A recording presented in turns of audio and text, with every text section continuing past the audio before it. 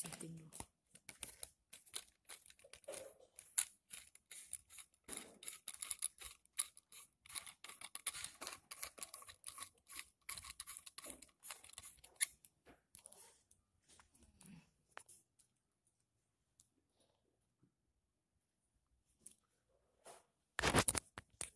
Ustaz dah start dah ke? Ustaz dah nak start ni? Lagi belakang. Diam. Okay, setting ni. Pakai slide yang Ustaz? Kat slide, mana slide?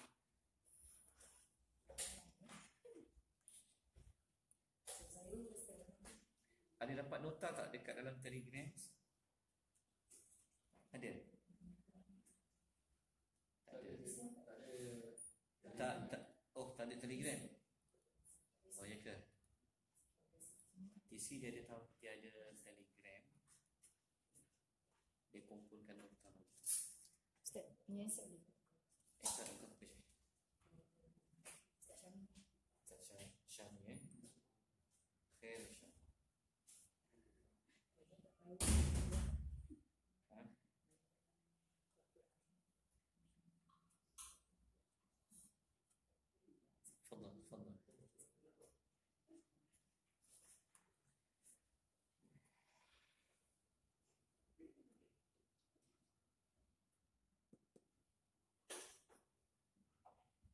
Hanya bersambung ke ayuh.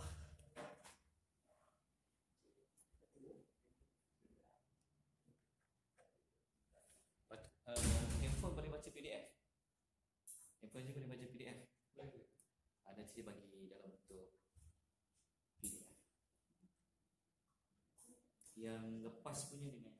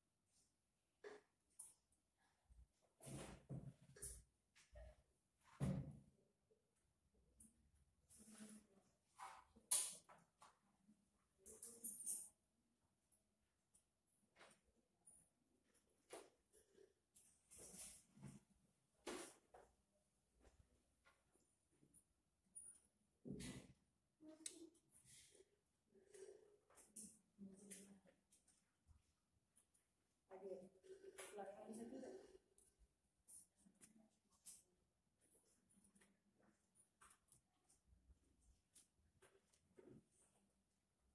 Betul ke 85 slide ni? Oh, dan yang ini.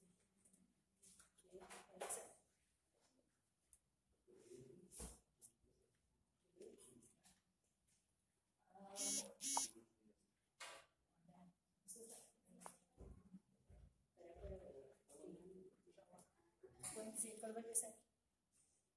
Okey, minta maaf. Saya tengah tidur.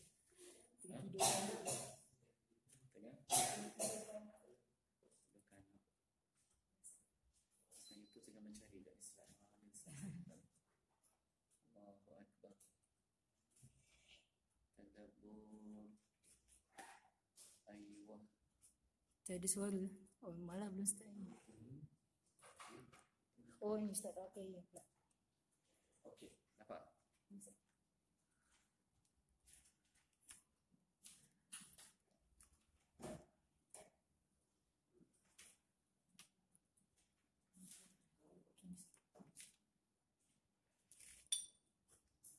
Tabung mana pula? Kita dah buka suara lah. Live kita dah buka. Live baru nak buka. Sual. Oh, ni. Cucuk ni.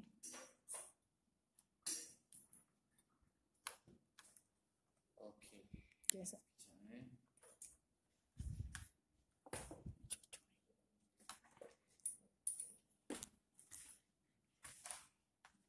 Oh, ni.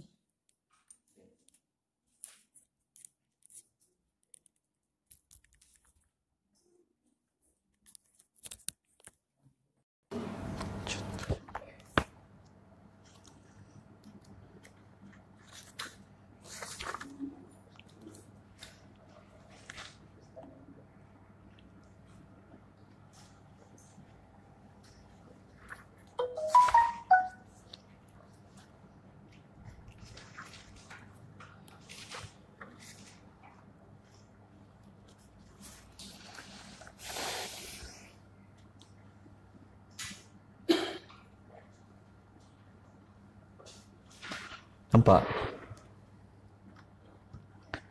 Belakang nampak?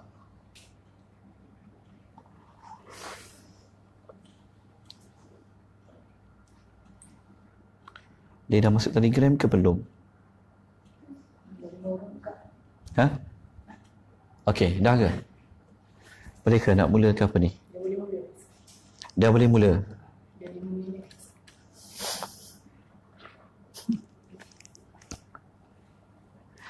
Kita nak mula ke tuan-tuan dan puan-puan? Boleh kita mula. Kelas berapa jam hari ni 3 jam kan? Sejam Okey. Pakai mikrofon Kena pakai mikrofon ke? Wajib Suara saya memang kuat lah. Alhamdulillah. Baik. Bunyi ke mikrofon ni mikrofon apa? Ni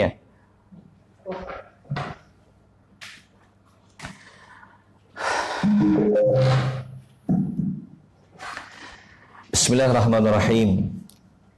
Assalamualaikum warahmatullahi wabarakatuh. Alhamdulillahi rabbil alamin. Wassalatu wassalamu ala ashrafil anbiya'i wal mursalin wa ala alihi wa sahbihi ajma'in. Asyhadu an la ilaha illallah wahdahu la syarika lah wa asyhadu anna Muhammadan abduhu wa rasuluhu. Allahumma salli wa sallim ala nabiyyina Muhammad wa ala alihi wa sahbihi wa man tabi'ahum bi ihsanin ila yaumiddin, amma ba'd.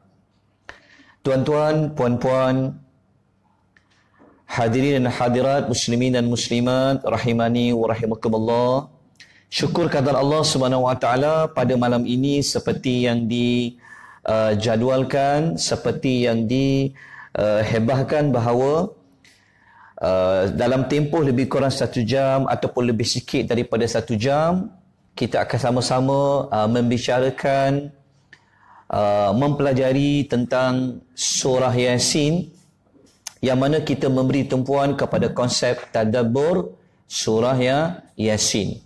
Ini adalah salat yang kedua sebenarnya, lanjutan daripada salat pertama yang telah pun kita bincangkan pada awal bulan 3 tempoh hari, yang mana kita telah masuk kepada salat menceritakan latar belakang surah Yasin tu apa, fadilat dia apa dan sebagainya. Jadi untuk salat yang kedua ini saya akan menyambung terus kepada ayat-ayat yang tertentu. Kerana dalam salat tadabbur, kalau kita nak bincang ayat surah Yasin ni adalah 83 ayat. Jadi kalau kita nak sebut nak belajar satu ayat kepada satu ayat, mungkin makan masa yang agak lama. Jadi kami telah berbincang bahawa dalam solat tadabbur ni kita tak akan bicara semua ayat ke 83 ayat dalam surah Yasin. Tetapi saya akan memilih beberapa ayat yang ada dalam surah Yasin yang saya akan pecahkan dia kepada 3 tajuk utama itu. 3 tajuk utama tu sebenarnya seperti mana pernah kita sebut pada kuliah yang lalu. Kita boleh rujuk dalam video yang telah dirakamkan, dalam nota-nota yang telah pun diedarkan. Pada kuliah yang lalu, iaitu pada pertemuan yang pertama, Dalam surah Yasin ni sebenarnya isi kandungannya ataupun intisari yang terdapat dalam surah Yasin, dia berkenaan dengan 3 topik besar. Yang pertama berkenaan dengan Ar-Risalah, iaitu cerita tentang kerasulan, cerita pasal rasul-rasul. Kemudian Allah Subhanahu Wa Taala menerangkan kepada kita pula tentang tajuk yang kedua, tema yang kedua yang ada dalam surah Yasin adalah cerita tentang Al-Ilahiyah, iaitu cerita tentang ketuhanan, cerita tentang kekuasaan Allah sebagainya. Dan yang ketiga, Allah Subhanahu Wa Taala menceritakan tentang hari kebangkitan. So 3 tajuk ni sebenarnya itulah yang diulang oleh Allah di dalam surah Yasin. Jadi untuk pendekatan yang kita akan gunakan dalam solat tadabbur ini, kita akan memilih beberapa ayat, tetapi dia tetap bergantung kepada 3 tema ni. Jadi buat pengetahuan tuan-tuan dan puan-puan, muslimin muslimat yang Allah rahmati sekalian, kepada penonton-penonton, pendengar-pendengar yang melihat secara langsung daripada FB Tadabbur, malam ni kita akan memberi tumpuan kepada tajuk yang pertama, iaitu tema berkenaan dengan kerasulan, yang itu dulu. InsyaAllah pada minggu-minggu yang berikutnya kita akan masuk tajuk cerita tentang ketuhanan. Kemudian baru kita masuk cerita tentang kebangkitan. Jadi malam ni kita fokus dulu tentang kerasulan. Jadi sesiapa yang telah pun mendapat nota-nota yang diedarkan, yang dikongsikan, tuan-tuan boleh rujuk di situ. Kalau tak ada, tak apa. Tuan-tuan boleh tengok di slide di belakang saya. Saya harap tuan-tuan dan puan-puan, termasuk yang melihat secara langsung daripada FB Tadabbur, saya harap jelas tentang kandungan ataupun nota-nota yang boleh dirujuk sepanjang slot Tadabbur ini berjalan. Baik. Kita mulakan dulu terlebih awal dengan intisari utama surah Yasin. Sebelum itu ada apa-apa soalan tuan-tuan dan puan-puan? Apa khabar semua? Alhamdulillah, syukur ya. Sihat tak sihat pun kena ucap alhamdulillah, syukur kepada Allah. Dengan izin Allah, dengan kekuasaan Allah, dengan rahmat Allah, kita boleh berada di di Tadabbur Center ni, walaupun jalan agak jam, waktu malam, waktu 8 ni besok orang makan malam. Saya pun risau juga sebab minggu lalu tu sebab pukul 9. Yang ni sebab pukul 8. Saya nak tengok macam mana pukul 8. Orang-orang jam 8 ni macam mana. Orang-orang jam 9, dia tengok macam mana. Tak apa. Ala kulil hal, kita bagi peluang lah kepada semua. Sebab pukul 8 ni biasa kalau jemaah lelaki ni nak pergi masjid. Kan? Kemudian lagi isyak. Tapi ala kulil hal tak apalah. Kita guna berbagai cara lah. Mana-mana pun semoga dapat manfaat. Syukur kepada Allah. Jadi sebelum saya mulakan ni, kita mintalah kepada Allah supaya Allah berikan kita kelapangan. Allah lapangkan dada kita. Allah campakkan kefahaman kepada kita. Ya Allah, memberikan kita kekuatan. Nak faham Quran ni, dia banyak cubaan dia. Syaitan ni banyak. Syaitan daripada minal jin wan nas. Ada 2 tu. Yang mewaswaskan kita. Sebab Quran ni memang macam tu. Jadi tuan-tuan dan puan-puan, kalau boleh yang belajar Quran ni kena sabar sikit. Bukan kena sabar sikit, kena sabar more, kena sabar banyak lagi. Jadi itu cabaran dalam nak belajar Al-Quranul Karim. Okey, boleh kita mula? Boleh, Alhamdulillah. Tak mula pun tadi kan sebenarnya. Tanya lagi. Okey. Topik pada malam ni, ataupun kita panggil tema. Okey, dalam slot lebih kurang 1 jam lebih ini, saya akan bawa 2 tajuk utama. Satu tajuk utamanya adalah berkenaan dengan tajuk Ar-Risalah Kerasulan. Kemudian baru masuk topik yang kedua, dia panggil topik sampingan lah, bukan utama. Iaitu kita akan menceritakan nanti tentang sumpah-sumpah di dalam Quran, rahsia-rahsia, huruf-huruf abjad di dalam Al-Quran. Tetapi fokus utama berkenaan dengan tajuk kerasulan. Cerita pasal Rasul yang ada di dalam surah Yasin. Kalau tak sempat habis, kita sambung insya-Allah pada minggu hadapan. Insya-Allah hari Jumaat, saya akan ambil slot tu. Saya dah cop minggu hadapan insya-Allah. Jumaat yang pertama insya-Allah. Sebab tu saya warnakan kuning, kerana itu tajuk yang kita nak cerita tentang kerasulan. Pernah jumpa tak 3 tajuk ni sepanjang baca surah Yasin? Selama hidup ni ke bumi Allah Ta'ala ni. Okey, tak apa. Malam ni kita cuba huraikan. sedikit demi sedikit. Baik. Kita masuk dulu kepada ayat yang pertama. Sebelum tu, ayat yang pertama hafalkan? Jangan tak hafal pula surah Yasin. Baik, ayat yang pertama, ayatnya berbunyi A'udzubillahi minasyaitonirrajim. Baca. Ikut.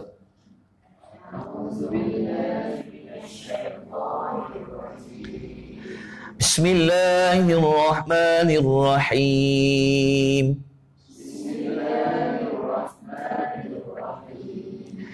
Yasin.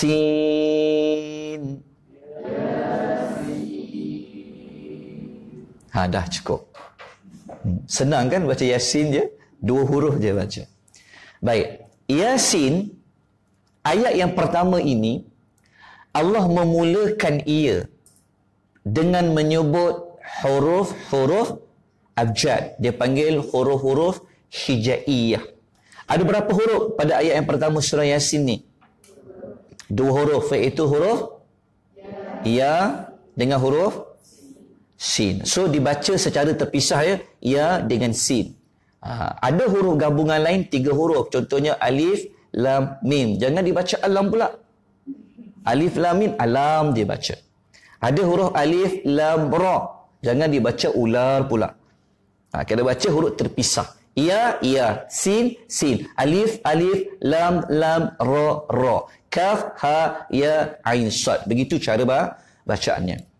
Pada kuliah yang lalu, pada siri yang pengenalan kita sebut pada kuliah yang lalu, kalau kita buka 114 surah di dalam Al-Quran, Allah Subhanahu wa Ta'ala memulakan dalam 114 surah ni ada 10 kaedah.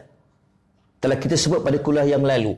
Salah satu cara yang Allah memulakan dalam surah-surah dalam Quran, Allah mulakan dia dengan huruf abjad. Seperti mana surah Yasin dimulakan dengan huruf ya, dimulakan dengan huruf sin. Di dalam Al-Quran ada 29 surah sahaja daripada 114 surah yang Allah mulakan dengan huruf abjad ini. Apakah 29 surah itu? Saya sebutkan sedikit demi sedikit dia. Baik. Huruf-huruf abjad ni, kita akan cerita sebentar lagi dia punya rahsia dia. Kenapa Allah mulakan ke-29 surah di dalam Quran dengan huruf-huruf abjad? Sekali kita cerita. Tapi kita nak sebut dulu. 29 surah tu surah apa? Baik, 29 surah tu, setengah ayat, setengah surah, kadang-kadang Allah pakai 1 huruf.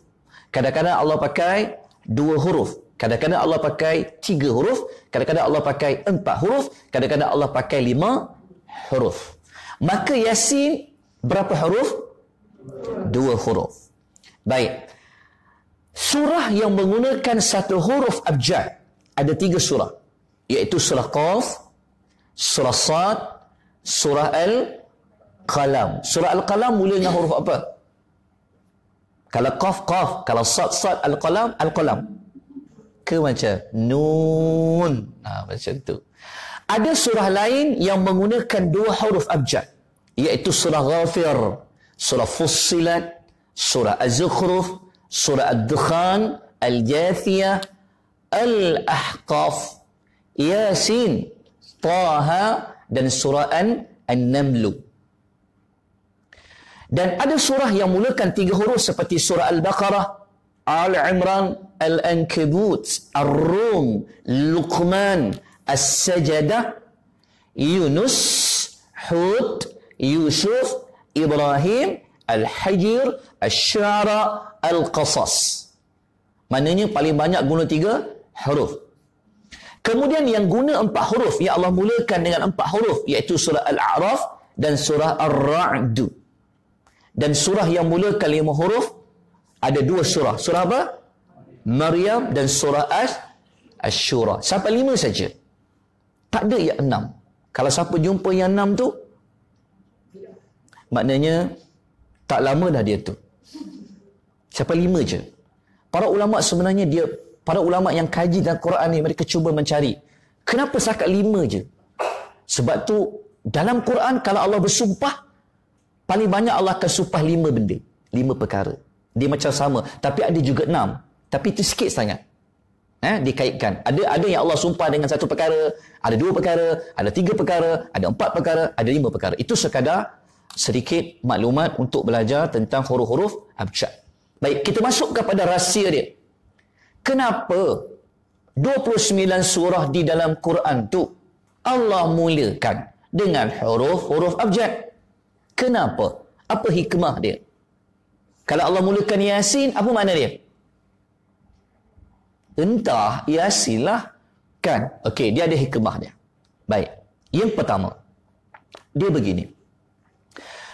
Kita dalam solat tadabbur ni, kita tak akan bawa pendapat-pendapat yang banyak. Kalau tidak, duk habis masa bincang tentang pendapat 1, pendapat 2, pendapat 3, banyak. Ulama yang ulas tentang kena apa makna huruf-huruf abjad tu banyak sangat. Jadi saya hanya memilih pendapat yang dirajihkan, yang dikuatkan oleh ulama-ulama tafsir. Maka antara kajian yang dia buat kajian ke-29 surah itu, setengah daripada ulama tafsir kata, daripada huruf-huruf terpotong tu, huruf-huruf abjad tu, dapat diberi 2 kesimpulan. Ada 2 hikmah. Kenapa Allah mulakan 29 surah tu dengan huruf-huruf abjad? Okey, nombor 1 adalah untuk menarik perhatian orang-orang Arab musyrikin supaya dia dengarlah Al-Quran. Okey, dia panggil litabih, menarik perhatian. Sebab Quran turun bahasa apa? Bahasa Arab. Seolah-olahnya macam kita guna huruf abjad kan. Tiba-tiba orang cakap A, B. Apa makna A? Apa makna B? Jadi Quran ni, orang Arab, salah satu sebab hikmah dia setelah kajian dibuat adalah untuk menarik perhatian mereka supaya mereka mendengar Quran yang disampaikan oleh Nabi sallallahu alaihi wasallam. Dari mana dapat hikmah nombor 1 ni? Okey, untuk memahami ataupun untuk faham Quran, untuk solat tadabbur ni, dia punya kewajipan dia adalah kita tidak boleh hanya berpada kepada surah Yasin saja nak dapat jawapan dia. Sebab tu teknik yang paling baik, pendekatan yang paling baik adalah mesti cari ayat-ayat lain yang ada dalam surah-surah lain yang boleh memberikan makna kepada surah utama yang sedang kita bincang. Nak tahu hikmah dia, tak jumpa dalam surah Yasin. Adalah, tapi sukar kalau orang dia tak faham nanti, dia tak nampak jelas.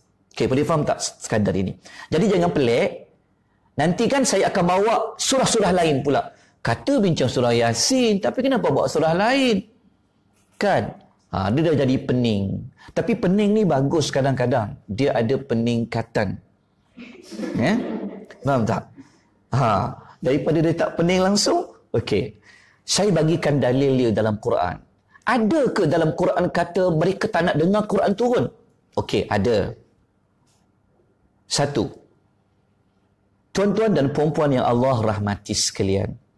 Kalau tuan-tuan buka dalam surah Al-Hajj ayat 72. Surah nombor 22. Tahu tak? Orang-orang Arab musyrikin dulu, apabila Nabi bacakan Quran, mereka suka tak? Suka ke tak suka? Sukanya ke macam mana? Quran kata apa? وَإِذَا تُسْلَى عَلَيْهِمْ آيَاتُنَا بَيِّنَاتٍ تَعْرِفُ فِي وُجُوهِ الَّذِينَ كَفَرُوا الْمُنكَرَ يَكَادُونَ يَسْطُونَ بِالَّذِينَ يَسْلُونَ عَلَيْهِمْ آيَاتِنَا. Tengok Allah kata apa? Apabila dibacakan kepada mereka ayat-ayat kami yang jelas nyata, engkau akan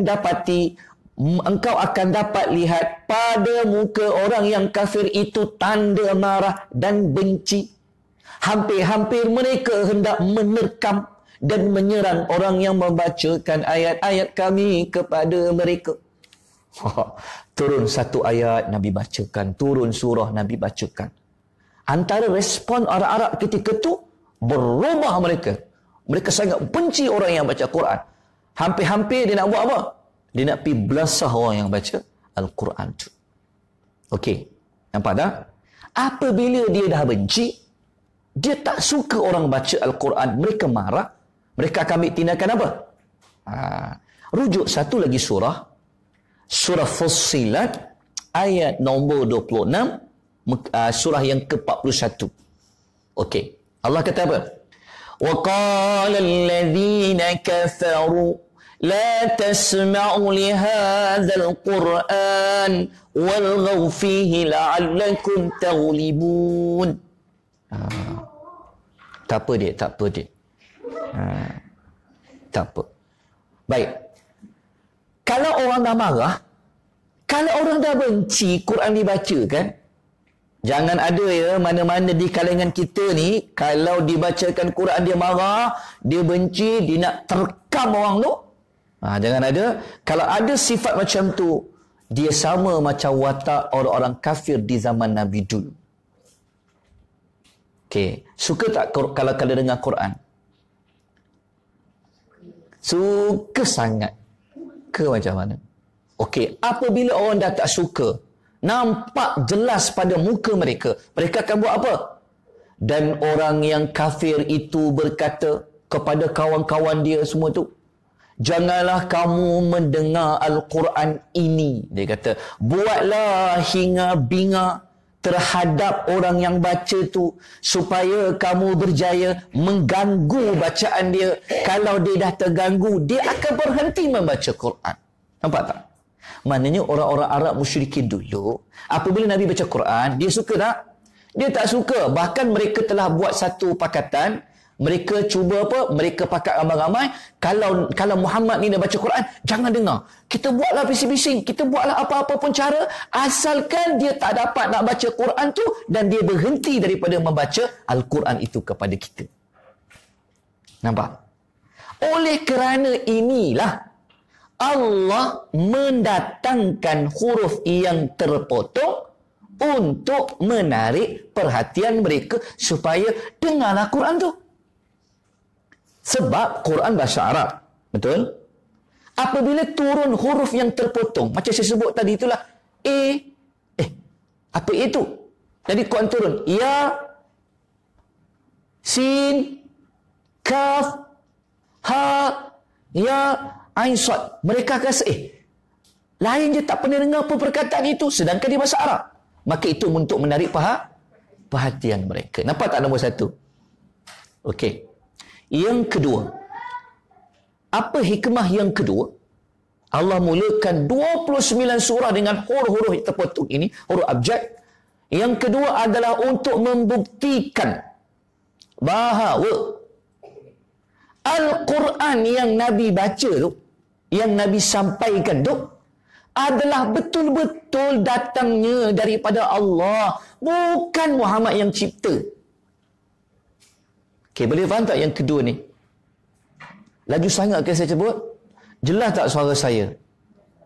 Tuan-tuan pesapa diam, senyumnya. Senyum. Jangan stres sangat. Serius. Soalan macam terwahyu kan? Masya Allah macam tu. Bagus. Alhamdulillah. Okey. Yang kedua, sebenarnya adalah untuk membuktikan Quran tu betul-betul datang dari Allah, bukan rekaan manusia. Jawapannya begini. Quran bahasa Arab kan? Jadi turun kepada orang Arab. Jadi tak ada beza bahasa dia. Jadi bahasa orang Arab, dia ada guna tak huruf ya? Adalah. Dia ada guna tak huruf sin? Ada. Okey. Jadi, kenapa kita bagi hikmah yang kedua ni? Kita kena tahu dulu kondisi, tetapi kita akan mengguna juga ayat-ayat dalam surah yang lain untuk memberi kefahaman kepada kita. Tak boleh hanya berpada pada surah Yasin. Mesti kena guna ayat Al-Quran. Sagi saya bawa hadis pula untuk menyokong kepada maksud yang ada dalam surah Yasin. Okey, dalam surah Furqan ayat 4. Tahu tak mereka kata apa kepada Nabi apabila Nabi bacakan wahyu? Allah kata, وَقَالَ الَّذِينَ كَفَرُوا إِنْ هَذَا إِلَّا إِفْكُ افْتَرَى وأعانه عليه قوم آخرون فقد جاءوا ظلما وزورا. Dan orang yang kafir itu berkata, Al-Quran ini hanyalah satu perkara dusta yang direka-reka oleh Muhammad.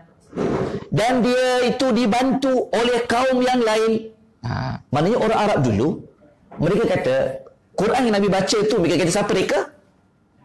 Muhammad yang reka. Muhammad buat tu, dia ada geng-geng dia yang tolong buat tu. Lepas tu Allah kata, tuduhan yang macam tu adalah satu tuduhan yang sangat zalim dan dusta. Okey, nak faham lagi, kita tengok lagi dalam ayat lain. Sambungan ayat yang kelima dia. Allah kata apa? Mereka kata apa lagi? Mereka kata, وَقَالُوا أَسَاطِيرُ الْأَوَّلِينَ اكْتَتَبَهَا فَهِيَ تُمْلَى عَلَيْهِ بُكْرَةً وَأَصِيلًا. Mereka berkata lagi, Quran itu adalah cerita-cerita dongeng orang dahulu kala yang diminta oleh Muhammad supaya dituliskan. Kemudian perkara yang ditulis itu dibacakan pula kepadanya pagi dan petang. Okey. Ayat 4, ayat 5 surah Furqan, kita dapat fakta apa? Allah beritahu. Kita dapat fakta Allah bawa kita semua berada di zaman Nabi dulu. Iaitu apabila Quran dibacakan, mereka kata Quran tu siapa buat? Muhammad lah buat tu. Dialah yang reka-reka dengan kawan-kawan dia tu. Okey, dalam perkataan lain pula, mereka kata, alah, Quran yang Muhammad baca tu adalah cerita-cerita dongeng orang-orang dahulu kala. Dia minta ke orang lain, daripada cerita tu kemudian dia tulis. Maka Allah menolak, membangkang, nak menepis dakwaan itu. Maka Allah menggunakan pendekatan turunkan huruf abjad. Sebab apa? Sebab apabila mereka tak percaya, mereka kata Quran ni Muhammad yang buat. Baik, seolah-olah Allah kata, sekarang aku bawa datang huruf ya dengan huruf sin. Okey, huruf ya, kamu pun cakap tiap-tiap hari guna huruf ya. Ada perkataan wakab, kamu pun ada huruf sin. Sekarang, kalau kamu kata Quran itu Muhammad yang buat, cerita dongeng, cuma kamu buat ayat-ayat yang sama macam Al-Quran. Buat. Mereka mampu buat tak? Mereka kata Quran tu Muhammad tak? Bukan Muhammad buat. Dia kata Quran tu Muhammad yang buat. Cerita dongeng. Jadi cara Allah nak menolak, nak menepis dakwaan tu, maka Allah menggunakan perkataan turunnya huruf-huruf potong tu. Bukan sekali Allah cabar. Allah cabar berapa kali? 29 kali. Alif Lam Mim dan surah Al-Baqarah, Allah cabar macam ni juga. Mereka tak dapat buat juga. Okey, cabar sekali lagi. Masuk surah Ali Imran. Sampailah ke surah Yasin. Sampailah ke surah yang berikutnya. Nak guna satu huruf nun pun mereka tak mampu nak bawa. Buat satu perkataan, satu surah yang sama macam Quran. Okey, nak tahu cabaran ini Allah cabar ataupun tidak cabar, kita kena rujuk surah lain. Contohnya surah Al-Baqarah ayat 23. Okey, nanti tolong ingat ayat-ayatnya ya. Tuan-tuan tak dapat nota ya. Kesian kat tuan-tuan Oh, yang lepas punya. Tak apa, yang lepas jangan dikenang. Yang baru ni. Okey, surah Baqarah ayat 23. Allah kata apa? Wa in kuntum fi raibin mimma nazzalna ala 'abdina fa'tu bi suratin min mithlih. Allah kata, sekiranya kamu merasa ragu-ragu tentang apa yang kami turunkan kepada hamba kami Muhammad tu. Kalau kamu kata itu dongeng, kalau kamu kata Muhammad yang buat, maka cubalah buat dan datangkan satu surah yang sebanding dengannya. Lepas tu ajaklah kawan-kawan kamu yang kamu rasa dia Tuhan tu, ajak dia sekali. Buatkan satu surah yang sama seperti Quran. Gunakan huruf apa? Gunakan huruf lam, gunakan huruf lam, gunakan huruf min. Huruf terpotong tu kan ada 14 kan? Gunakan huruf kita sebut tempoh hari kan? Nasun, karimun, qati'ul lahu si, ada 14. Allah kata, buatlah satu surah seperti mana Al-Quran. Gunakan 14 surah sepotong tu. Gunalah huruf apa? Guna huruf nun, gunakan huruf sad, gunakan huruf kaf, gunakan huruf ya, ha. 14 14 huruf tu. Boleh faham tak? Mereka boleh buat tak? Lepas tu kalau tak boleh buat, Quran tu sebenarnya siapa yang buat? Siapa yang buat? Siapa yang datangkan? Muhammad ke yang reka? Okey. Untuk lagi nak bagi mencabar lagi, nak panaskan dia punya macam, bukan ajak gaduh. Macam seolah-olahnya kita nak, cakap Quran ni Muhammad yang tulis je. Dongeng-dongeng. Okey, kita bawa satu lagi surah. Surah Yunus ayat 38. Allah kata apa? Am yaquluna istara qul fa'tu bi suratin mithlihi wad'u man istata'tum min dunillahi in kuntum sadiqin. Bahkan mereka mengatakan dialah Muhammad yang reka-reka Quran itu. Maka Allah kata, Muhammad, kau katakanlah. Kalau Allah suruh Allah turun perkataan katakanlah ni, macam kalau kita ni, geramnya aku. Okey, dia macam keras, dia bahasa tegas. Katakan kepada mereka, kalau demikian, datangkan satu surah yang sebanding dengan Quran tu. Lepas tu panggillah siapa-siapa yang kamu dapat selain daripada Allah untuk bantu kamu. Jika kamu orang yang betul kata Quran ini Muhammad yang buat. Cuba kata Allah tu surah. Tak cukup lagi. Allah sebut lagi surah Isra ayat 88. Last yang ni ayat last. Untuk saya buat tajuk ni. Allah suruh Allah menyebutkan. Akhirnya mereka boleh buat tak? Mereka boleh buat tak surah Al-Quran? Tak boleh buat. Sedangkan huruf ya, huruf sin, huruf alif, huruf lam, huruf mim tu semua tu vocab yang mereka guna tiap-tiap hari dalam bercakap. Tapi kenapa tak boleh bawa satu surah?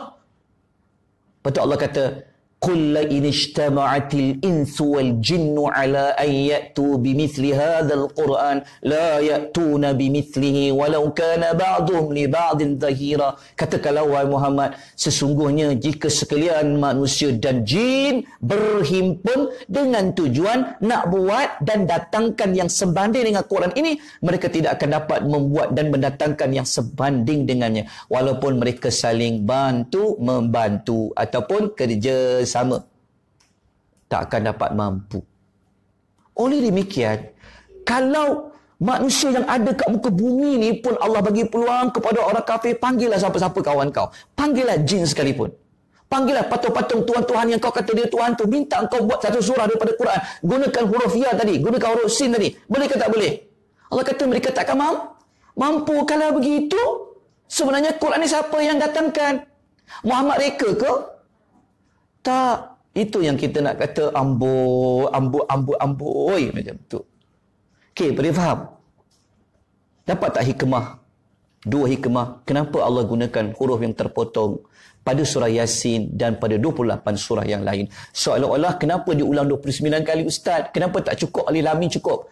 Kalau alif lam mim pun mereka tak boleh guna huruf alif, huruf lam, huruf mim tu. Kenapa nak sampai surah ke-36 Yasin? Ini bermakna Allah nak bagi mereka tubi 29 kali. Allah cabar. Ingin menunjukkan mukjizatnya Al-Quranul Karim. Itulah rahsia yang terdapat pada permulaan surah Yasin dan surah-surah yang lain yang dimulakan dengan huruf-huruf terpotong. Ada berapa hikmah? Ada dua hikmah.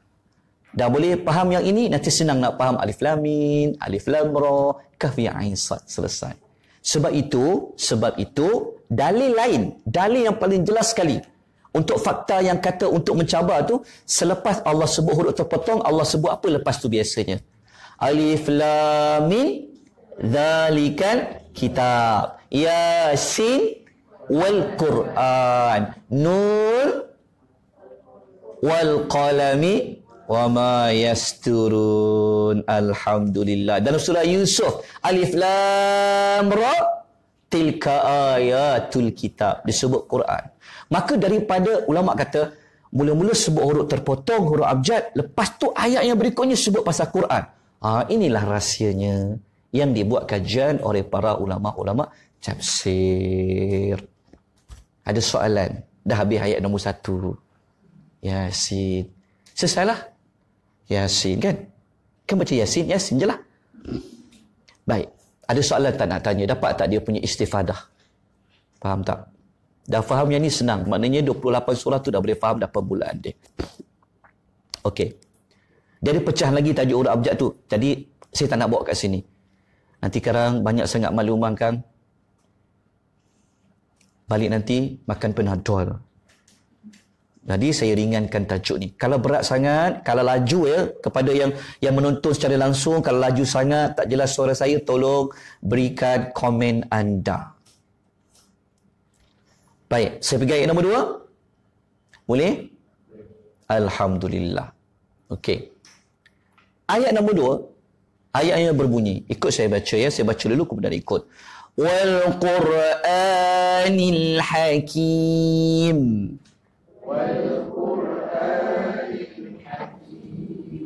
Wa bukan dan, demi Al-Quran, Al-Quran, Al-Hakim, Al-Hakim yang penuh hikmah. Okay, ayat yang kedua Allah menceritakan tentang apa? Cerita Al-Quran dan sifatnya. Sifat Quran tu apa? Al-Hakim. Sini ada nama Hakim. Hakim ada. Ada nama hikmah. Hikmah ada. Hikmahlah sangat kata orang kan. Nama je hikmah. Tapi moga-moga ikut namanya insya-Allah. Okey. Tadi kita kata awal-awal. Ustaz kata tema dia cerita pasal kerasulan. Tapi kenapa pasal Quran? Quran kan tema lain. Rasul kan tema lain. Betul tak? Kenapa pasal kerasulan? Kerana apa? Ceteka. Kenapa? Apa kaitan dia? Alhamdulillah. Betul. Sebab ramai jawab tak ada hadiah lah. Memang betul. Sebab kenapa kita buat tema pasal Quran? Kerana Quran hanya diturunkan kepada Rasul. Quran tak turun ke orang biasa. Sebab tu para ulama kalau dia buat sinopsis pada surah Yasin, dia tak cerita tentang tema pasal Quran, tak. Dia akan letak di bawah tajuk besar kerasulan. Sebab hanya Rasul yang mendapat wahyu. Jadi pada Nabi Muhammad adalah Al-Quran. Jadi ayat nombor 2. Setelah Allah cabar, kan? Setelah Allah menarik perhatian mereka, ayat yang kedua turun, Allah menggunakan pendekatan bersumpah. Bersumpah dengan apa? Bersumpah dengan Quran. Okey, dia punya kandungan ayat nombor 2 ni, kita bincang kandungan dulu. Dia ada 2 perkara dalam ayat yang kedua tu. Nombor 1, menceritakan tentang Quran yang digunakan oleh Allah sebagai perkara untuk disumpah. Okey? Yang kedua, Allah menceritakan tentang sifat Al-Quran. Nanti panjang umur, kita akan cerita tema sifat-sifat Quran di dalam Quran sahaja. Sebab ada setengah Quran, Allah guna Quranul Mubin. Tapi ini Allah guna Quranul Hakim. Ada sebab dia. Itu kita bincang nanti. InsyaAllah akan datang. InsyaAllah. Malam ni jangan masuk tajuk tu lagi. Kita bawa dulu tajuk ni, Kang. Banyak sangat pun, Kang. Entah ke mana nanti. Okey, maknanya ayat nombor 2 tu ada berapa perkara kita nak bincang? Ada 2. Satu, perkara sumpah dengan Quran. Yang kedua, sifat Al-Quran. Saya pergi nombor 1 dulu, boleh? Nampak tak kat belakang? Tuan-tuan yang tengok secara langsung ni nampak tak? Kalau tak nampak saya, tak apalah sebab saya memang gelap orangnya. Tapi nampak tak nota kat depan tu? Nanti tolong komen bawah tu. Baik. Saya masuk pasal sumpah dulu. Dia ada rahsia kenapa Allah bersumpah. Pernah belajar tak tajuk, tema sumpah-sumpah dalam Quran? Sumpah tak pernah belajar? Pernah belajar tak tema sumpah-sumpah dalam Quran? Kalau tak tu dia tak kuat lagi. Ketak tu. Macam mana nak menguatkan kata tak? Sumpah demi Allah belum. Okey, tak apa. Nanti insya-Allah kita akan belajar. Cuma saya bawa sikit tajuk tu. Okey. Kalau kita belajar tentang sumpah, huruf-huruf sumpah ada 3 yang Allah guna. 1 huruf waw, 2 huruf ba, 3 huruf ta. Dalam surah Yasin Allah guna huruf apa? Huruf waw yang tadi tu. Okey, saya akan sebutkan setiap Satu ayat contoh, huruf waw apa, huruf ba apa, huruf ta apa Okey, saya sebut contoh dulu. Contoh Allah gunakan huruf ba sebagai sumpah. Ba tu jangan diterjemahkan hanya dengan saja. Huruf ba kadang-kadang dia akan tukar jadi demi. Kalau jumpa perkataan demi tu maknanya sumpah lah tu. Pernah dengar ba minta tolong? Huruf ba minta tolong pernah dengar? Waduh.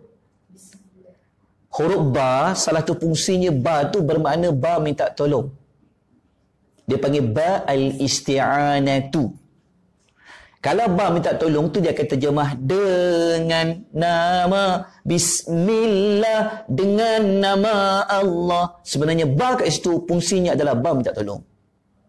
Dia panggil. Ba kat sini, ba sumpah.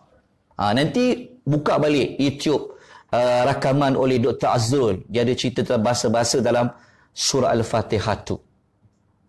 Dibuka balik pada tajuk Bismillah. Biar dia sebut tentang ba minta tolong tu. Saya tak nak urai hari ni. Okey Contoh surah Sad ayat 82 Qala fa bi'izzatika la ughwiyannahum ajma'in. Iblis berkata, demi dia bersumpah, kekuasaanmu aku akan menyesatkan mereka semuanya. Okey, nampak berguna huruf ba? Okey, huruf yang kedua huruf waw. Yang tadilah, paling senang yang tadilah. Kan? Wal Quran Hakim. Tapi saya buat contoh lain lah. Contohnya surah Al-Dhariyat ayat yang ke-23 surah 51 tu. Fa wa rabbis samai wal ard sampai hujung ayat. Maka demi Tuhan langit dan bumi, Allah bersumpah dengan dirinya. Tapi guna huruf apa sumpah tu? Waw. Dan yang ketiga, contoh huruf ta sebagai sumpah adalah surah An-Nahl ayat 56. Ni baca macam mana tu? Tallah, demi Allah. Kita kan biasa wallah, kan? Wallahi, demi Allah. Faham waw tu? Kalau ta tu kata tu yang ada orang sumpah wallahi wabillahi watallahi. Ni ta tu digunakan sebagai huruf sumpah. Sebab tu diterjemah demi Allah. Cuma kata para ulama yang pakar dalam bidang Quran ni, mereka kata seperti Mana'u Qattan.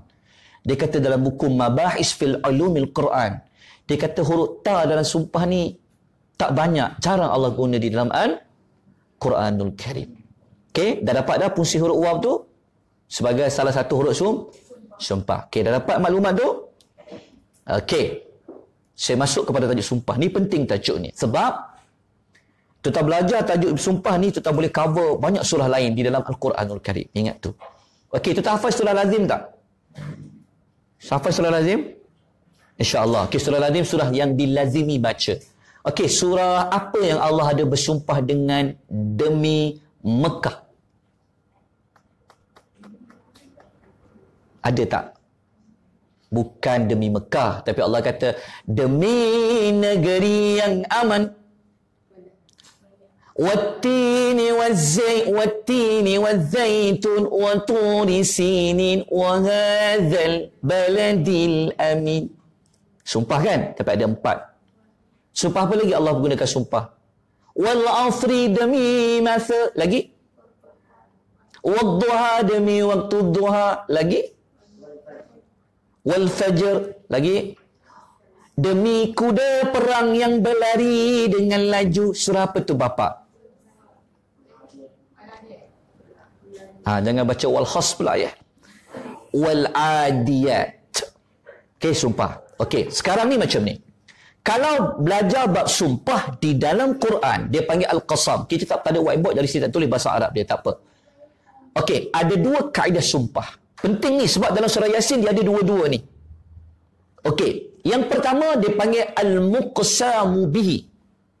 Dia panggil perkara yang disumpah dengannya. Faham tak? Perkara yang disumpah dengannya. Maknanya perkara yang Allah gunakan untuk jadikan sebagai elemen sumpah tu. Dia panggil Al-Muqsamu bihi. Yang kedua dia panggil Al-Muqsamu alaihi. Iaitu perkara yang disumpah berkenaannya ataupun tentangnya. Fahamnya?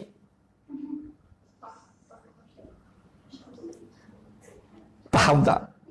Okey, ingat ya, faham macam ni, kena faham begini. Setiap huruf, setiap perkara yang Allah bawa dalam Quran tu, dia mesti ada sebab, dia mesti ada hikmah. Kita faham macam tu. Sebab tu kita cuba nak rungkaikan persoalan ni. Kenapalah Allah guna sumpah?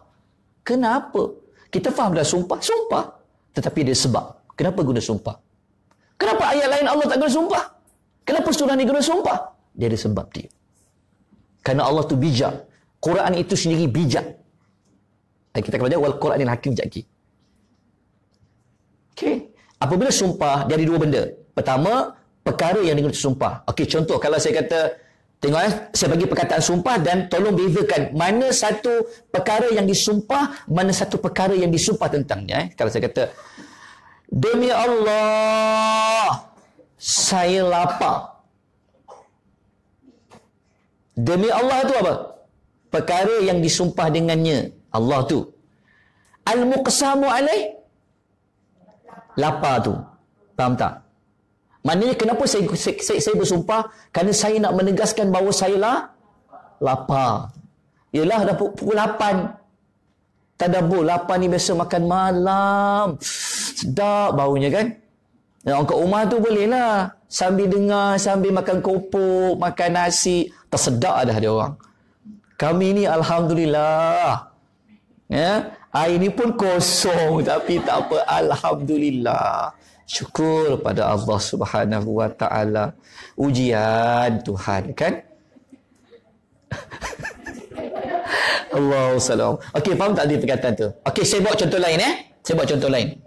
Demi Allah, saya faham. Demi Allah tu apa? Al-muqsamu bihi. Saya faham. Al-muqsamu alaihi. Okey Ayat nombor 2 dengan ayat 3 Wal Quranil Hakim. Apa? Demi Al-Quran. Okey. Al-muqsamu bihi. Sebenarnya Allah nak bersumpah, nak menegaskan tentang apa? Ayat berikutnya tu. Innaka laminal mursalin. Yang itu. Okey, tak apa. Perlahan-lahan. Tak dapat, tolong tanya. Ada soalan nak tanya? Tanya Jangan malu-malu pula. Sekalipun lapar, tanyalah. Okey. Boleh faham tak? Okey. Apakah faedah-faedah Al-Qasam sumpah? Nombor 1. Setiap poin ni, saya akan bagi dalil dia. Saya akan bawakan satu ayat Quran untuk menyokong tajuk ni. Jangan risau. Kita kelas Quran ni, kelas tadabbur Quran, kita mesti menggunakan Al-Quran sebagai fakta dia dulu. Okey, apa faedah sumpah? Untuk menerangkan keagungan perkara yang disumpah dengannya. Contoh, saya kata, wallahi, demi Allah saya faham. Sebenarnya saya nak menerangkan perkara yang Allah tu penting. Allah tu agung. Okey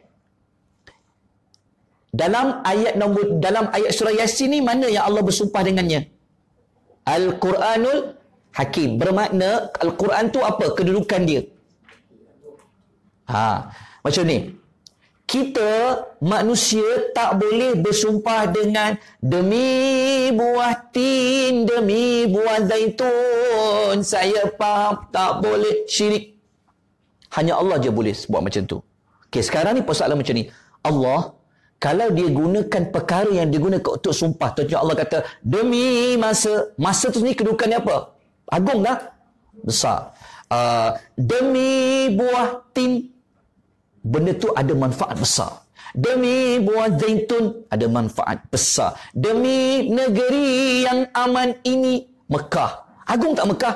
Agung. Sebab tu Allah, dia tak akan menggunakan perkara yang digunakan untuk sumpah kalau benda tu tak ada nilai. Tak ada. Jadi, kena faham macam ni. Setiap yang Allah gunakan dia untuk bersumpah dengannya, benda tu dia ada manfaat dia. Maka kena cari dia. Okey, boleh faham? Jadi dalam ayat surah Yasin yang kedua, Allah kata, demi Al-Quran Al-Hakim. Maknanya Quran tu sendiri agung tak? Agung. Macam mana kita tahu dia agung? Alhamdulillah. Kerana Allah menggunakan dia untuk digunakan sebagai al-muqsamu bihi. Sumpah. Kita kalau tak guna sumpah pun, kita kata Quran ni memang agung. Tapi apabila digunakan juga dengan sumpah, lagi menampakkan keagungannya. Okey, ada soalan. Boleh saya teruskan lagi? Kau apa dah ikut pukul 9 dah tengok. Ya Allah, hari semakin malam, umur semakin tua. Betul tak? Umur semakin pendek kita semua ni, Masya Allah. Okey, teruskan lagi ni. Ni kalau 83 ayat surah Yasin ni rasanya 20-50 baru habis ni semua ni. Dahlah kelasnya kadang-kadang. Kan? Orang yang datang tu pula, minggu ni datang, minggu tu tak datang. Tapi tuan-tuan tak macam tu. Tuan-tuan ni, subhanallah.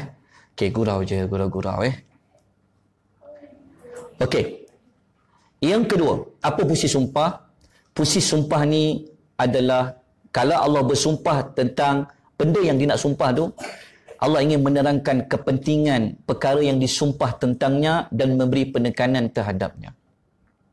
Okey, contohnya macam ni. Yang Allah sumpah ke atasnya apa? Rasul. Yang ni ayat nombor 3. Innaka laminal mursalin. Okey, untuk lebih faham, kita tengok dulu apa fungsi sumpah. Okey, fungsi sumpah ada 4. Nombor 1, untuk menguatkan suatu berita. Contohnya, demi Allah, semalam aku dengar. Kenapa dia guna sumpah? Untuk menguatkan berita. Demi Allah, esok pilihan raya. Kenapa dia sumpah? Sebab dia nak menguatkan berita. Yang kedua, kalau ada orang syak, orang tu dia percaya, dia ragu-ragu, maka dia akan gunakan sumpah tu. Tapi ingat, kalau nak bersumpah, kita tak boleh guna sumpah benda lain tau. Hanya bersumpah dengan nama Allah saja. Okay, yang ketiga adalah untuk menolak sebarang keraguan. Dan yang keempat, untuk mengukuhkan hujah. Okay. Untuk lebih faham, kenapa Allah bersumpah bukan hujah? Okay, ada soalan nak tanya tak? Sebenarnya Allah bersumpah tadi, Allah nak kuatkan hujah apa? Enggak. Allah nak bersumpah, sebenarnya Allah nak menegaskan tentang apa? Allah nak menguatkan berita tentang Muhammad tu. Allah nak hilangkan syak yang tak percaya Muhammad tu Rasul. Allah nak menolak sebarang keraguan yang ragu-ragu, Muhammad ni Rasul ke tak Rasul? Dan Allah nak menguatkan lagi hujah bahawa Muhammad ni dia benar-benar Rasul. Okey, saya bawa contoh ayat yang kata mereka tak percaya untuk fahamkan ayat ni. Saya langkau sikit. Okey, macam ni. Sikit lagi. Okey, contoh macam ni. Tengok Tengok orang kafir ragu-ragu tak tentang Nabi. Mereka ingkar tak tentang Nabi. Contoh surah Ar-Ra'd ayat nombor 43. Sekarang kita bawa balik semula, patah balik macam duduk zaman Nabi dulu. Kan tadi Quran tak nak dengar, betul tak? Mukanya sekarang ni mereka pula dengan Rasul. Mereka kata apa? Wa yaqulul ladzina kafaru lasta mursala. Orang yang kafir itu berkata, engkau bukanlah seorang Rasul. Muhammad, kau bukan Rasul pun. Dia kata. Betul tak? Mereka mengingkari, mereka menafikan. Jadi untuk kuatkan balik hujah, nak kuatkan balik, nak bagi lagi penegasan bahawa Muhammad ni sebenarnya Rasul, guna pendekatan apa? Sumpah. Okey, satu lagi ayat. Surah Yunus ayat nombor 2. Allah kata apa? Akana linnasi ajaban an awhayna ila rajulin minhum. Patutkah bagi manusia itu, dia rasa hairan disebabkan kami telah wahyukan kepada mereka seorang lelaki daripada kalangan mereka. Orang Arab dulu, mereka tak percaya Muhammad ni Rasul. Dia manusia, kita manusia. Betul ke dia Rasul? Nampak tak? Betul? Jadi apabila keadaan macam tu, mereka mengingkari, mereka merasa ragu, mereka rasa ajaibnya Muhammad ni jadi Rasul. Maka Allah nak menolak, nak menguatkan hujah menggunakan pendekatan apa? Sumpah. Sumpah pula, sumpah dengan apa? Dengan Quran Al-Hakim lah. Ustaz zaman sekarang ni dia kena banyak sabar. Ya? Okey. Laju sangat kot saya ngajar kot. Okey. Nampak tak? Nampak jelas tak kenapa Allah gunakan Quranul Hakim? Maknanya ayat nombor 2, wal Quranul Hakim, wal Quranul Hakim, wal Quranul Hakim, wal Quranul Hakim ni, ya Allah, mana tadi wal Quranul Hakim ni? A'udzubillahi minasyaitanir rajim. Okey, tak apa. Maknanya tadi tu, ayat nombor 2 tadi tu Allah bersumpah dengan Quran yang hakim kan? Quran penuh hikmah. Kenapa? Kerana nak menguatkan ayat nombor 3. Faham tak? Demi Quran Al-Hakim, Muhammad tu dia adalah Rasul. Faham tak? Itu sebenarnya, itu yang dipanggil kaitan ayat 1, ayat 2, ayat 3. Dia ada kaitan dia. Okey. Sekarang saya masuk satu lagi tajuk. Masih pada ayat nombor 2. Boleh lagi ke ni? Dah 94 minit ni. Boleh ke? Janji dalam poster macam pukul 9. Siapa janji? Saya tak janji apa-apa Tak, biasa sampai pukul berapa? 10. Alhamdulillahillazi bini'mati tatimmus salihat. Saya alhamdulillah lagi lama lagi banyak pahalanya. Dan lagi banyak gurunya kena sabar. Termasuk anak muridnya. Sebab kosong airnya. Okey, go. Okey, boleh. Saya pergi masih lagi ayat nombor 2. Ingat tak tadi? Okey, bab sumpah selesai Maknanya lepas ni kalau jumpa, walaupun kita baca surah Yasin, tetapi kita dah cover mana-mana sumpah yang ada di surah lain. Macam tu. Maknanya kalau belajar surah Watin, Wazaitun, Waturi Sinin kan? Kenapa Allah bersumpah? Okey, kenapa Allah bersumpah? Okey, dalam surah Watin, Wazaitun, Waturi Sinin tu sebenarnya Allah nak menegaskan tentang apa?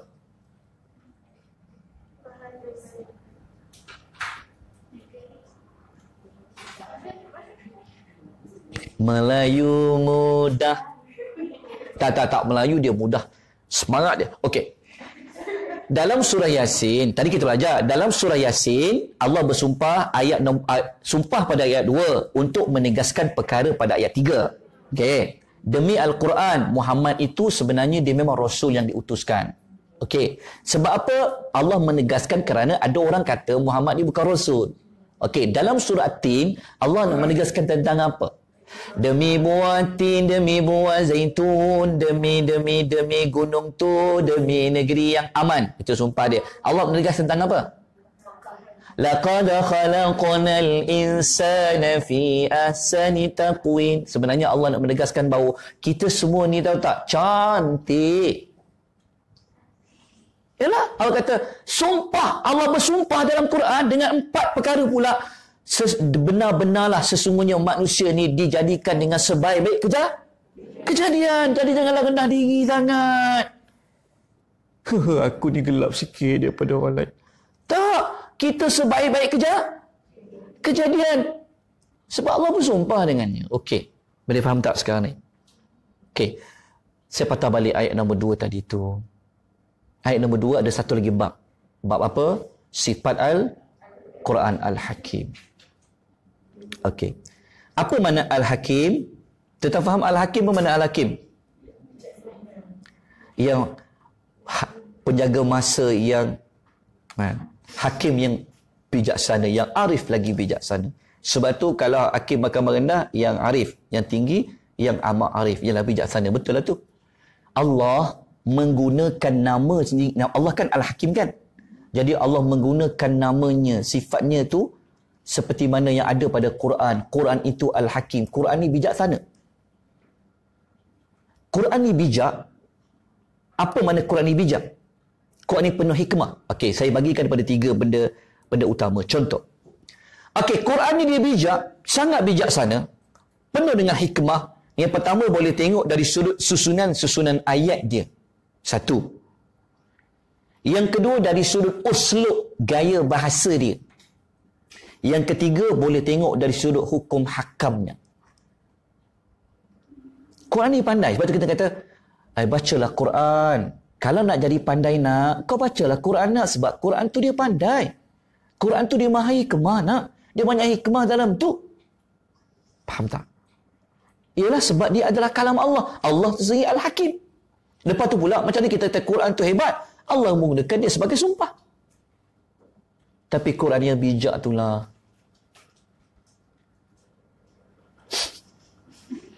Kita sepatutnya orang yang berkawan, orang yang belajar Quran ni sebenarnya, insya-Allah dia akan jadi orang bijak.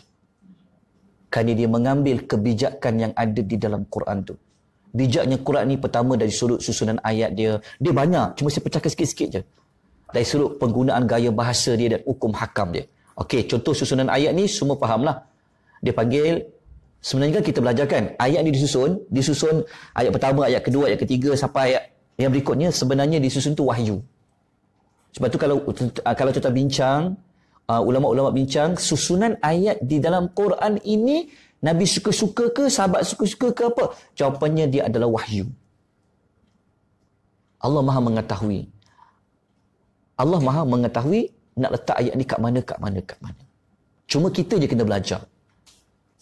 Itu dipanggil ilmu munasabah. Ilmu hubung kait. Ayat 1, ayat 2, ayat 3, sebagai 4. Kita belajar surah Baqarah kan? Kita belajar surah Baqarah kan? Dengan Ustaz Syamil kan? Dah sampai ayat berapa dah? Tak apalah, tak apa. Sabar ya Ustaz Syam. Dia ni semua lapar tu. Okey, dia ada kaitannya. Okey, belajar Tapi itu kemudian nanti kita belajar. Okey, yang kedua. Quran ni dia bijak, dia hikmah. Kenapa? Kadang-kadang Quran ni tengok. Ada masa dia bagi penegasan, betul? Ada masa dia tak guna penegasan. Kita baca kan penegasan ni bukan pada semua tempat kan? Contoh macam kita lah. Macam kita, ada masa kita kena tegas, betul? Ada masa kita kena lemah lembut kan? Quran ni macam tu. Ada masa dia guna penegasan, ada masa dia tak guna penegasan. Tapi kalau dia menggunakan penegasan bukan suka-suka. Kita marah, anak tu tak buat salah pun marah. Mana tak bijaklah kita tu. Quran ni juga, dia punya hebat gaya bahasa ni, dia ada gunakan penafian. Penafian tu berbeza. Kita menafikan, apa ayat kita kalau kita nak menafikan? Nahi. Kita guna apa? Tidak. Jangan. Jangan tu macam arahan. Ni nak menafikan. Ayat kita orang Melayu apa? Bukan saya. Yalah saya bukan, tak apalah. Quran, dia punya bijaknya Quran ni, dia akan gunakan ayat-ayat menggunakan penafian yang berbeza. Contoh, saya tak kata terang panjang, saya bagi contoh. Kadang-kadang Allah guna huruf la, kadang Allah guna huruf ma. La ma, bukan. La, kadang Allah huruf ma, kadang Allah guna huruf lam. Lam yalid lam. Kadang Allah guna lamma, kadang-kadang Allah guna lan. Semua itu menafikan. Tapi tak semua itu digunakan pada struktur ayat yang sama. Contoh kalau Allah guna la untuk menidakkan masa sekarang dan akan datang. Kalau guna huruf ma untuk menidakkan masa lepas dan masa semasa. Kalau guna lam menidakkan masa lepas. Kalau guna lama belum lagi. Not yet. Nanti guna perkataan lama. Bukan lama maksudnya lamanya. Lama tu belum lagi. Not yet dia panggil. Nanti kalau tanya, dah siap ke belum masaknya tu? Lama. Lama lagi ke? Lama. Lama ni belum lagi dia panggil. Tapi kalau guna lan, untuk menidakkan selama-lamanya lah, tak siaplah masak tu. Dah siap masak ke belum? Lan. Sampai bila dah tak siap masak? Okey, Al-Quran ni dia bijak, dia gunakan penafian pada tempat beza. Nanti insya-Allah tu kita belajar kemudian. InsyaAllah 20-50 nanti. Okey. Contoh lain. Bijaknya Quran ni dari sudut gaya bahasa, dia ada menggunakan kaedah takdim takhir. Mendahulukan, mengakhirkan. Contoh ni. Contoh Okey. Ni ayat ni biasa jumpa tak? Dulu belajar surah Fatihah kan? Okey, contoh macam ni lah. Untuk mudah macam ni dulu. Okey, ni surah Fatihah kan? Ayat ke-7 kan? Ghairil maghdubi alaihim waladdallin. Bukan jalan orang yang dimurkai, merujuk kepada Yahudi, dan bukan jalan pula orang yang sesat, merujuk kepada Nas. Okey. Dari sudut gaya bahasa, Quran ni bijak. Kenapa dia tak kata ghairil maghdub tu merujuk ke, kenapa tak kata ghairud dhalin? alaihim walal maghdub ke? Kenapa Allah tak kata Nasrani dulu baru Yahudi? Kenapa Yahudi dulu baru Nasrani? Dia panggil ilmu dahulukan, ilmu diakhirkan. Apa sebab dia? Kau ingat Quran bijak? Quran tak akan guna perkataan tak kena pada tempat. Kenapa? Ceteka. Alright, lagi? Ha? Lagi? Dia mesti ada sebab. Quran ni dia bijak. Dia soalan macam, kita kena belajarlah. Kenapa dia dahulukan, diakhirkan? Okay, jawapan dia, sebab apa Yahudi kan dahulu daripada Nasrani dalam Fatihah? Kerana orang Yahudi datang dulu daripada orang Nasrani. Kan Nabi Isa kan last kali kan? Sebelum Muhammad kan? So, Yahudi ada dulu kan? Maknanya, siapa datang dulu? Dia tak dulu. Tapi kita siapa datang dulu? Okay, tak apa. Yang kedua, kerana mereka tinggal lebih dekat dengan perkampungan Nabi. Kristian jauh. Sebab tu dahulu kan? Tengok, bijak tak Quran? Bijak Quran ni. Contoh lain. Antara yang Nasrani dengan Yahudi, jahat lagi Yahudi tu. Bunuh-bunuh para Nabi, Rasul paling banyak dihantar pada Yahudi. Tetapi degil macam tu. Asyik cekik je diorang ni rasa macam tu. Kan? Oleh kerana degil dia lebih banyak, kekafiran dia lebih teruk, maka letak dia nombor satu. Okey. Sebab yang lain, tak ada. Itu di antara contoh dia. Kekafiran mereka, betul lah. Itu di antara jawapan-jawapannya. Okey, nampak tak dari sudut uslub dia? Okey, contoh lain. Tadi saya buat contoh awal tadi. Ni, dalam surah, ni surah An-Nisa kan? Tadi bacakan. Tahu tak? Allah susun ranking betul. Kemudian tengok Allah kata apa? Siapa yang mentaati Allah dan Rasulnya, mereka akan ditempatkan di syurga bersama-sama orang yang telah dikurniakan nikmat oleh Allah kepada mereka, iaitu para Nabi, para Siddiqin, para syuhada dan orang soleh. Di sini sebenarnya Allah telah susun, faham tak? Allah susun kemuliaan dia. Satu. Sebenarnya bukan suka-suka tau. Quran ni dia bijak. Dia boleh kata pun, mereka dapat nikmat tu syuhada dulu. Tapi Allah maha bijak. Quran itu dia bijak. Maka ranking dia macam ni sebenarnya. Kedudukan pertama para Nabi. Kedua Siddiqin. Ketiga syuhada. Keempat salihin. Tengok. Dia panggil gaya bahasa susunan. Ilmu susunan tu. Contoh lain. Tentang mak bapak. Mak bapak.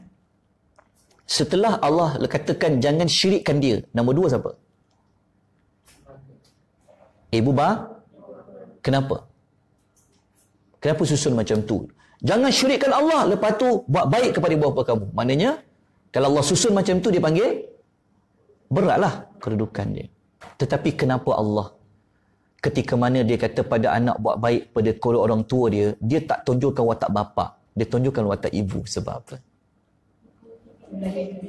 Ya, itu menunjukkan Allah tak kata buat baiklah kepada kedua orang tuamu, kemudian Allah bawa watak bapa engkau sekian-sekian. Tak ada. Allah bawa watak ibu. Ada sebab dia. Itu dipanggil ilmu taqdim wa ta'khir. Itu dipanggil termasuk di antara uslub yang termasuk dibuat tajuk Hakim Quran ni. Nak tahu Quran ni cerdik lagi, kebijakannya, hikmahnya, kena belajarlah bab tu. Kemudian kita akan belajar lagi. Okey, kemudian yang berikutnya, kenapa Quran ni hakim? Kerana dia adalah sesuai dengan fitrah hukum hakam dia. Jangan kata hukum Allah ni tak sesuai. Hukum yang Allah bawa datang ni sangat bawa manfaat kepada manusia dan dia adil. Maka habislah tajuk ayat yang kedua. Quran yang Allah bersumpah tu sifatnya al-hakim. Maknanya kalau Quran ni dia pandai, kalam Allah kan? Allah ni pandai lah. Allah ni bijak. Bermakna kita yang nak dekat Quran tu,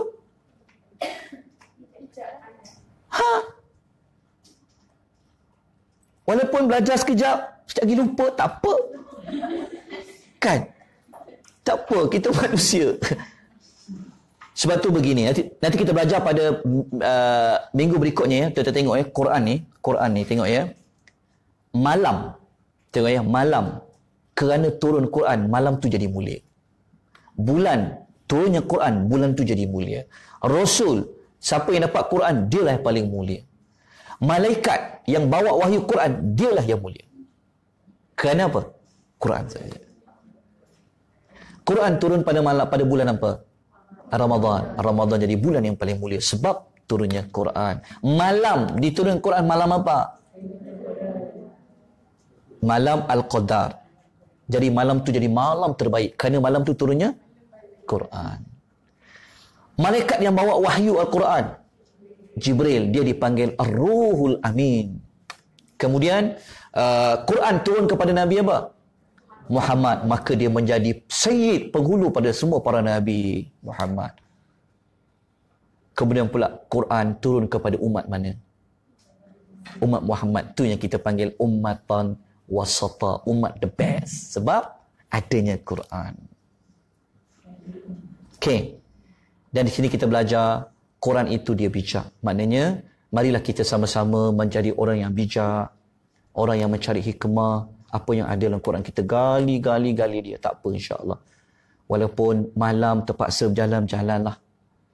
Kan, malam terpaksa berjagalah demi nak mencari hikmah-hikmah yang ada di dalam Al-Quranul Karim. Tahniah dan syabas pada tuan-tuan dan puan.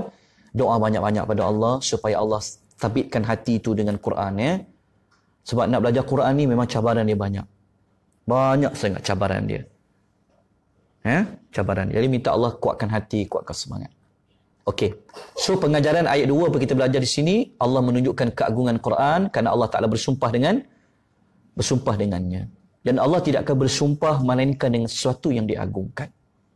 Kemudian Allah memuji ke atas Al-Quran kerana dia penuh dengan hikmah tadi tu. Maknanya kalau Allah puji Quran kerana dia hikmah, orang yang baca Quran tu Allah suka tau. Sebab tu Nabi mengatakan dalam hadis sahihnya, khairukum man ta'allama al-Qur'ana wa 'allamahu. Sebaik-baik kamu adalah orang yang belajar Al-Quran dan dia mengajarkannya. So kita jadi the best among. Sebab Al-Quran. Kita akan mulia dengan Quran. Percayalah. Tapi kena kuat semangat dan minta rahmat daripada Allah Subhanahu wa taala. Maka saya kira cukuplah sekadar ini untuk malam ni. Ayat 3 nanti kita sambung kuliah akan datanglah. Masa macam tak done je. Slide ni semua ada berapa ni? Ada dalam 95.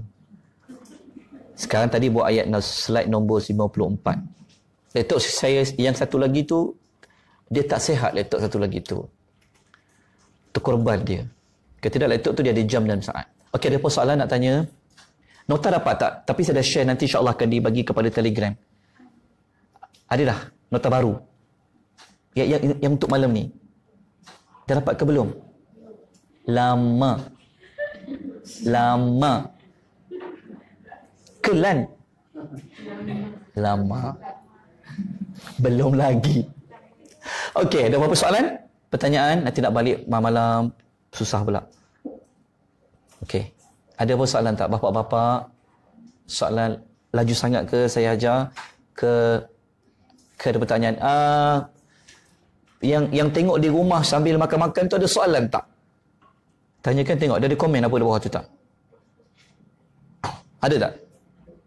Belum lagi?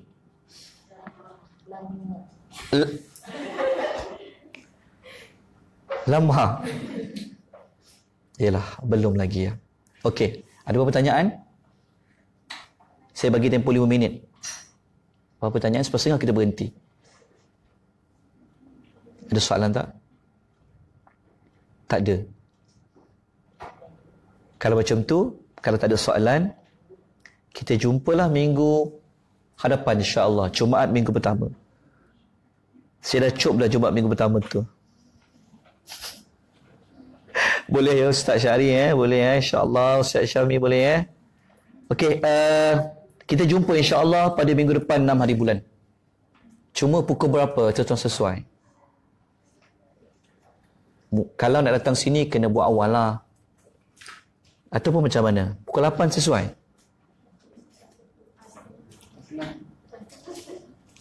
Tak apa. Pukul 8 tu kita siap-siap dulu apa semua. Paling lewat pun lepas ni kita dah mula dah.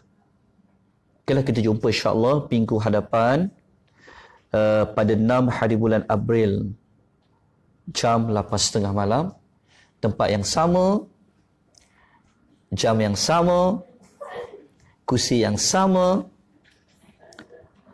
baju sama pun tak apa. Aqulu qawli hadza wa astaghfirullahal azim wa bila taufiq wal hidayah. Wassalamu alaikum warahmatullahi wabarakatuh.